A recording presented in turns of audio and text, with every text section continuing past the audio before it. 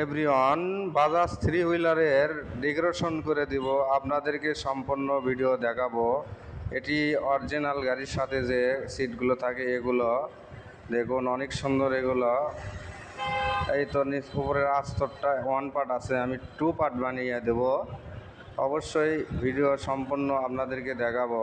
এটি Bajaj three wheeler Indian গাড়ি। এটি আপনাদেরকে দেখানোর জন্যই প্রথমে ভিডিওটি করলাম। এই তো দেখুন, হচ্ছে হুড সিট মিট খুলে নিছি।